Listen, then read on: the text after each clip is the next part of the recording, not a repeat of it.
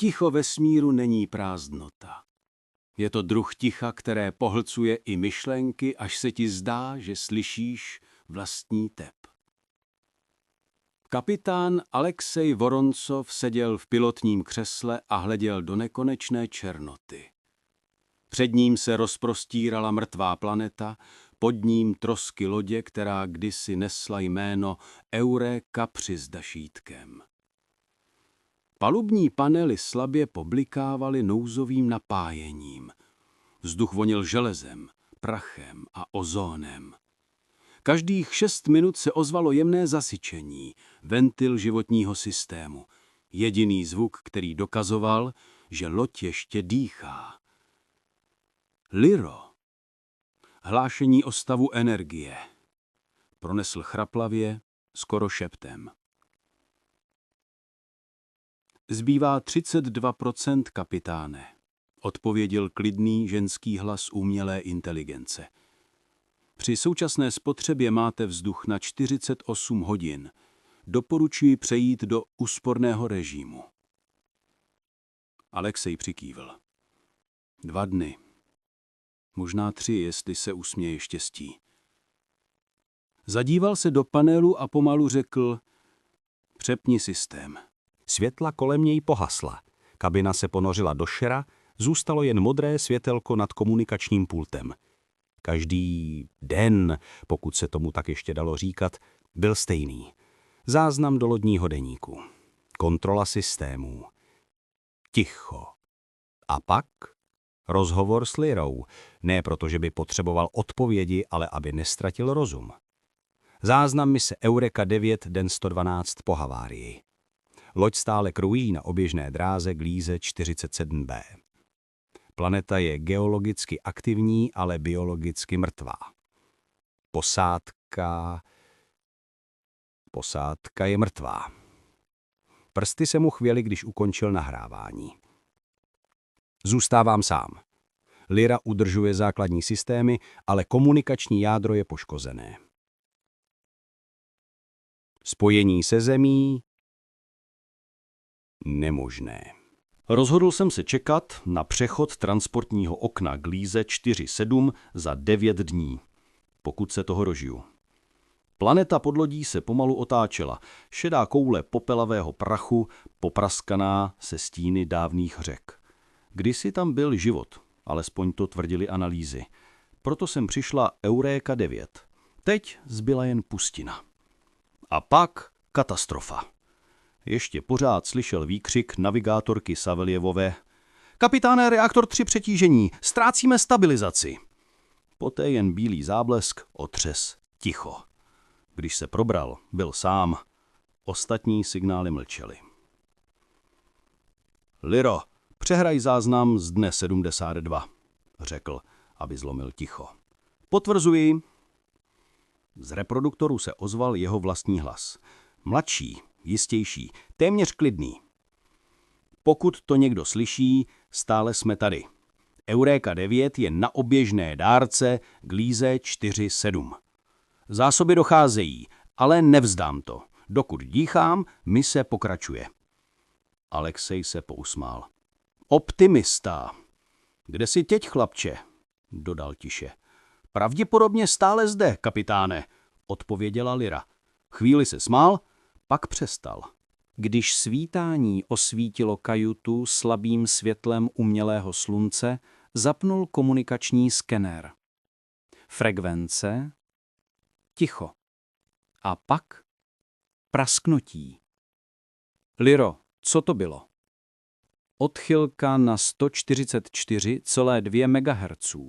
Slabý rádiový signál. Alexej stuhl. Zdroj? Povrch planety, jižní polokoule. Ze povrchu? Znovu praskání, falešné tóny, útržky slov. Ověž signál. Šum zesílil. A pak Eureka 9. Kapitán Voroncov. Nouze. Alexej skamenil. Zopakuj. Eureka 9. Kapitán Voroncov. Příjem. Ticho. Liro, zaznamenala si to? Ano, kapitáne. Signál odpovídá nouzovému volání s volacím znakem Euréka 9, kapitán Voroncov. Vzduch se zdál těžší. To není možné, zašeptal. Pravděpodobně porucha systému, poznamenala Lyra. Ale Alexej věděl, že to není chyba. Tón, intonace byly jeho. Jeho vlastní hlas. Záznam mise, den 113. Zachycen nouzový signál. Volací znak odpovídá mému. Možná se zblázním, ale musím to prověřit. Na skle přilmy se odrážel jeho obličej, unavený, se zrudlýma očima. Usmál se. Odraz se neusmál. Alexej seděl dlouho před obrazovkou, než se odvážil znovu promluvit. Lyro, analyzuj strukturu signálu. Analyzuji. Hotovo. Signál má analogovou složku. Nepatří do žádné známé komunikační sítě. Přesto nese jednoznačný identifikační kód Euréka 9, kapitán Alexej Voroncov. Alexej si promnul oči. Takže jsem to já. Nebo někdo, kdo si na mě hraje. Odpověděl si sám. Líra na to nereagovala. Jen tiché vrnění systémů vyplňovalo prostor. Zvedl se, kovová podlaha lehce zavrzala, každý pohyb v té lodi zněl, jako by se ozývaly stěny samoty.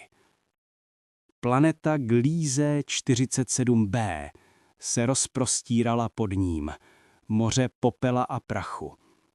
Atmosféra sotva dýchatelná, kyslíkový poměr nevyhovující ani pro krátkodobý pobyt. A přesto někde tam dole, někdo nebo něco vysílalo signál. Lyro, připrav mi sestupný modul. Varování. Modul byl poškozen při havárii. Pravděpodobnost úspěšného přestání 31%. Alexej se pousmál. To je víc, než jsem měl včera. Kapitáne, nedoporučuji sestup.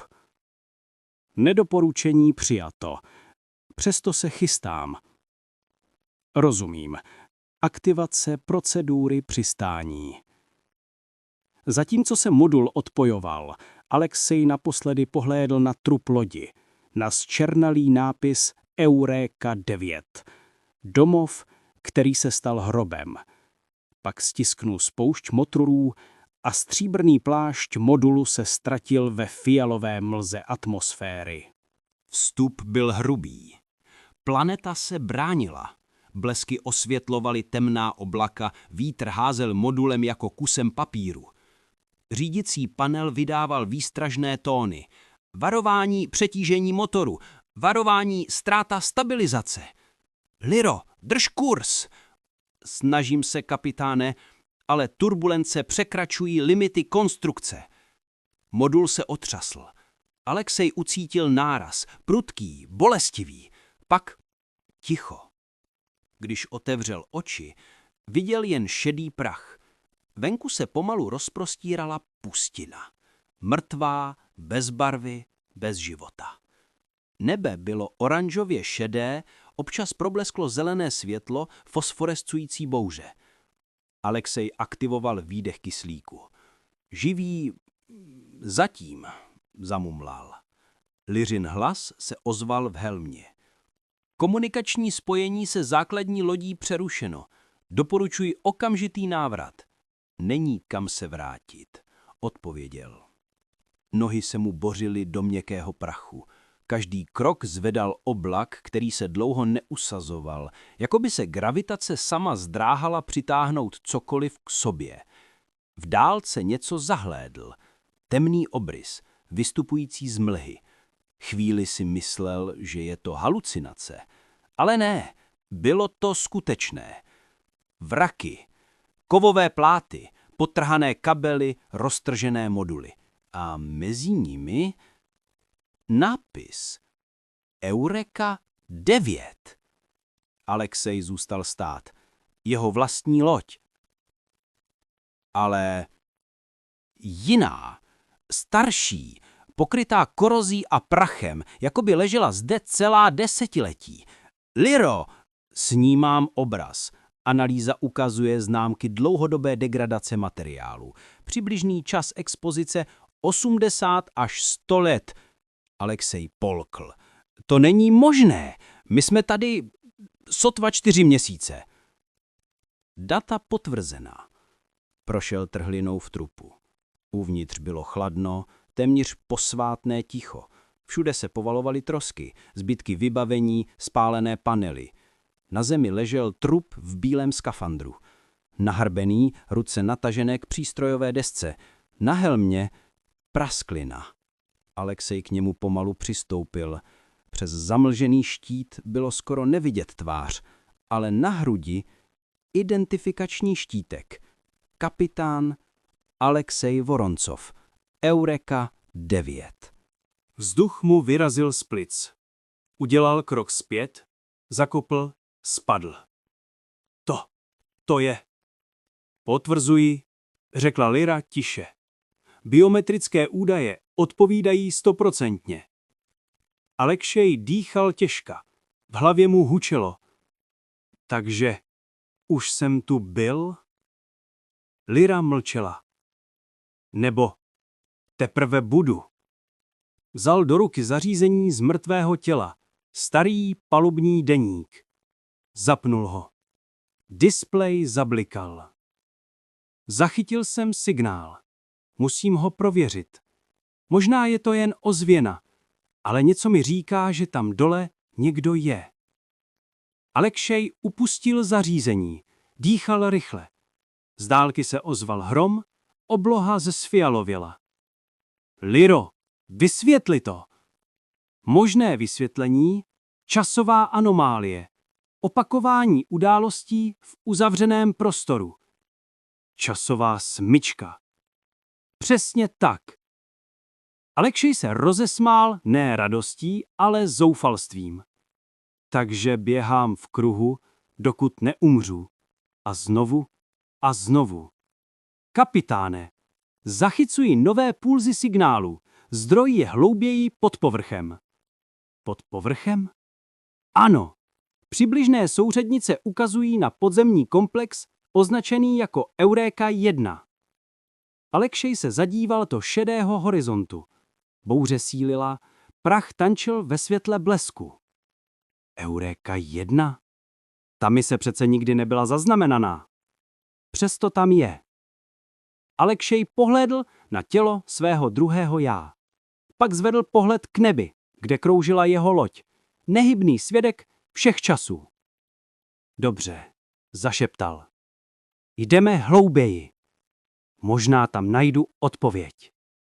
Větry planety Gliese 47b se zvedaly, jako by cítili, že někdo narušil jejich věčné ticho. Alexej sešel posuti dolů za hranici trosek své staré lodi, nebo spíš jiné verze lodi, která tam ležela dávno předtím. Každý krok zněl kovově, tlumně, jak se jeho boty nořily do vrstvy šedého prachu. Senzory v helmě hlásily změnu magnetického pole, výkyvy času, poruchy v GPS signálu. Lyro, ztrácím stabilitu času. Hodiny ukazují každou minutu jiný čas. Potvrzuji. Zaznamenávám anomálie. Časové vektory se chovají nelineárně. Můžeš to vysvětlit jednodušeji? V jistém smyslu jste na místě, kde minulost a budoucnost přestávají mít smysl. Alexej se hořke usmál. Tak tohle je můj vesmírný hrob. Před ním se zvedal vstup do jeskyně, nebo spíš do umělého komplexu. Kov a kamen se zde spojili v podivnou architekturu. Na povrchu byly vyryty znaky, které připomínaly jakýsi kód. Snad dávno zapomenuté jazyk, snad jen stopy eroze. Vstoupil dovnitř.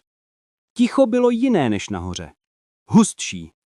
Zvuk jeho dechu se odrážel od stěn, jako by tam někdo další dýchal s ním. Po několika metrech spatřil na zdi nápis vyrytý lidskou rukou. Euréka 1. Život v čase. Euréka 1, zamumlal. Takže opravdu existovala. Lyra se ozvala. V databázích o ní není jediný záznam. Všechny stopy byly odstraněny. Možná měla být zapomenuta. V dálce se rozsvítilo světlo. Zprvu slabé, pak silnější, až osvětlilo chodbu. Zdi pulzovaly jemným modrým světlem, jako by v nich proudila energie. Zdroj světla identifikován, řekla Lyra. Není přirozený. Jedná se o technologii, velmi pokročilou. Kolik let to tu může být? Minimálně 100 letí, možná víc, ale energie proudí, jako by byla čerstvá. Alexej pokročoval dál. Tunely se rozšiřovaly, objevovaly se nové cesty, výtahy, místnosti. Všude byl prach, ale i stopy lidské přítomnosti. Přístroje, terminály, konzole, pokryté rezí. Jeden z nich se náhle rozsvítil, jakmile k němu přistoupil. Na obrazovce se objevila sekvence textu. Euréka 1. Experiment jádro. Cíl stabilizace časoprostoru. Varování. Opakování cyklu detekováno. Lyro, to znamená, že tenhle cyklus běží už dlouho? Ano, možná stovky, možná tisíce opakování. Alexej se zhlouba nadechl. A pokaždé sem přijdu a pokaždé skončím mrtvý nahoře. Zdá se to tak. Proč? Možná se jádro snaží něco napravit. Možná zachránit misi, vás, nebo samo sebe. Po chvíli dorazil do velké komory. Uprostřed obrovské zařízení, zářící bílomodrým světlem. Vznášelo se několik metrů nad zemí, obklopeno energetickým polem. Bylo to jádro, pulzující srdce planety. Jakmile se přiblížil, pocítil tlak v hlavě, jako by mu někdo mluvil přímo do mysli. Obrazy, záblesky, sám sebe, stojícího zde už nesčetněkrát, někdy živého, jindy mrtvého. Lyro, to jádro se mnou komunikuje. Jaký typ komunikace? Není to jazyk, jsou to a vzpomínky, moje, ale z různých časů. Vnímal, jak se svět kolem něho rozpadá a skládá. Viděl svůj vlastní pád, start, signál, smrt, všechno zároveň. Jádro reagovalo na jeho přítomnost, jeho životní energie spustila další obrat smlučky. Kapitáne, časový index se zhroutil. Dochází k resetu reality, oznámila Lyra. Kolikrát už tohle udělal? Nemohu spočítat. A pokaždé znovu slyším signál a zase se stoupím? Ano. Alexej se k jádru přiblížil. Ruce mu se trsly. Cítil, že má jen jednu možnost, ukončit to. Rozuměl tomu najednou celá jasně. Jádro se snažilo zachránit posádku tím, že přetáčelo čas, ale pokaždé selhalo a pokaždé ho znovu poslalo na stejnou cestu. Lyro, jestli to teď přeruším, cyklus se zhroutí. Možná, ale hrozí, že zničíte všechno, i sebe. A když to neudělám, pak budete pokračovat dál. Navždy. Alexej zavřel oči. Vzpomněl si na své lidi. na jejich směch před startem, na poslední slova Saveliové. Kapitáne, jestli to přežijeme, otevřeme si víno na měsíci. Usmál se. Ne, drahá, ale možná zachráním ty, co přijdou po nás. Položil ruce na konzoli jádra. Energie ho obklopila, poleze rozzářilo, záblesk prorazil temnou. Liro, přenastav kód. Otevři frekvenci 144,2 MHz. Připraveno. Co chceš vyslat? Poslední signál. Nadechl se. Zde Eureka 9, kapitán Alexej Voroncov. Směr Glies 47B. Časová smlučka. Jestli to slyšíte, nikdy sem naletěte. Cyklus se musí zlomit. Světlo explodovalo. Čas se rozpadl. Liřina hlasy se rozplývaly. Kapitáne, záznam uložen, přenos aktivován. A pak ticho. Nesmírné, věčné ticho. Uplynulo 143 let. Lidstvo se posunulo dál. Dál od země, dál od hranic, které kdysi považovalo za konečné. Kolonie rostly na měsících i planetách. Mezihvězdné sondy křižovaly prázdnotu jako zářící hmyz v temnotě. Ale navzdory pokroku zůstala jedna lidská posedlost – naslouchat tichu a prázdnotě. Na orbitě vzdálené planety Gliese 47b tiše plul výzkumný teleskop Odyssea. Starý, téměř zapomenutý projekt, přesto stále aktivní. Každý den zachycoval tisíce fragmentů rádiových vln, většinou jen šum, relikty hvězd. Až jednoho rána, přesně v 0:13:14 staničního času, zachytil puls. Krátký, zkreslený, ale rytmický. 3 krátké, 2 dlouhé, 3 krátké. SOS. V kontrolní místnosti stanice seděla velitelka Kovalová, žena s prožedivělými vlasy a unavenýma očima. Před sebou měla hologram s křivkami signálu. Znovu, řekla tiše. Technik na druhém stolu přikývl. Potvrzeno. Signál pochází se souřadnic Gliese 47b. Elena stuhla. To není možné. Ta planeta byla uzavřena. Po Euréce 9 tam nikdo nesmí. A přesto někdo tam je. Na obrazovce se rozsvítilo dekódování. Zpráva byla poškozená, přerušovaná statickým šumem. Zachovaly se vaha několik vět.